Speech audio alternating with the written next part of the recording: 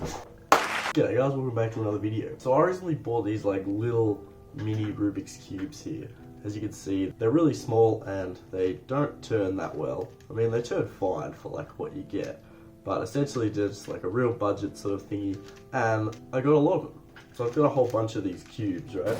So essentially why I bought these is because I wanted to make some mosaics. And I wanted to see if I could make some art that I could potentially sell. So the mosaics I'm talking about are stuff like this, and this, and this. But I'm going to show you how I make them and the process I go through to actually create a logo. So let's get started. So the first thing I do is I go to this website here, called pixelart.com/draw.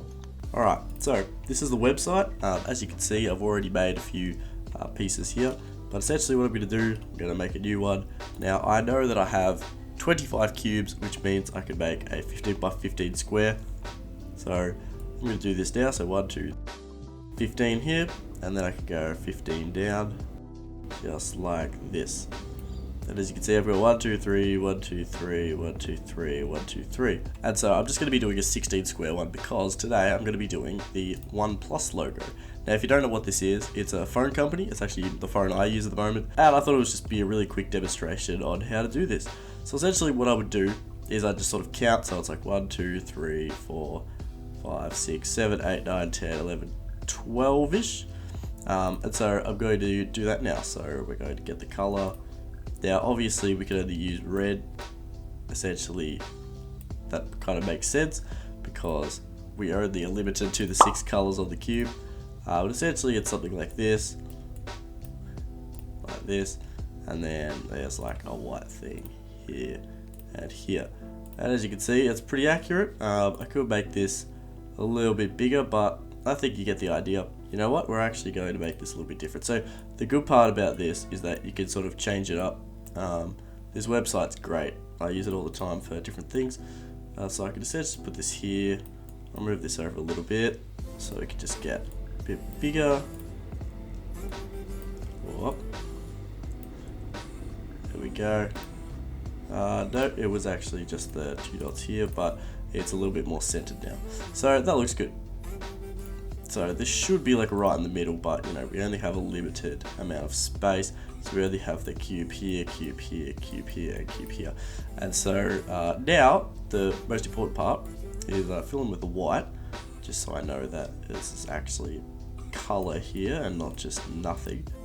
And as you can see, I've made that. Now, the most important part is when I'm making this, I could just leave this here and use this as a reference point, but there's actually this tool here that darkens bits. So as you can see here, I'm sort of darkening that right there. And what I like to do is I like to just go over this and just darken every second square, so I know it's in sort of like a grid shape. And so I can see here, for instance, this one just here will be one red line just on the side like that, just to make it much easier. And so I don't actually have to do this with every one because it would kind of, I'd be able to work it out, but essentially it looks pretty good like that. And so like you can see, like up with this Instagram one I made a while ago, that's on my TikTok by the way, but it was really hard to get all of the pieces. You know, it would be really hard to know which ones are which if I didn't have that grid there. So it's quite easy on this one, but just for future reference, this is what I do to make sort of the pieces stand out a bit. So anyway, we've got this here, so I'm going to leave this on my computer and then we're going to get into the cubes. Alrighty, so as you can see, we've got all of the cubes here now, all of the cubes that we'll need, but we only want to be focusing on one at the moment, so I'll push all them to the side and we're just going to have one. So for our reference piece, we can see that the bottom corner is just a red line like that, but then this is a white piece here. So I'll go like this and just put that in with that.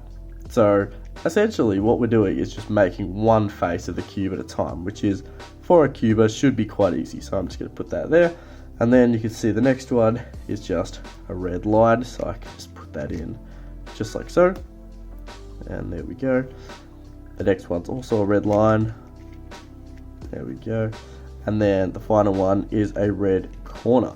Now what we can do is, instead of putting in like a corner like that, we can actually put in a wide corner of 4 of them like this. There we go. And then we can just put say this white one in here by putting this up, across, and then down. As you can see, these don't turn that well, but anyway, there we go. And so now we have the whole bottom done. Now we're going to start on the second layer. So the side here, we have just a red line.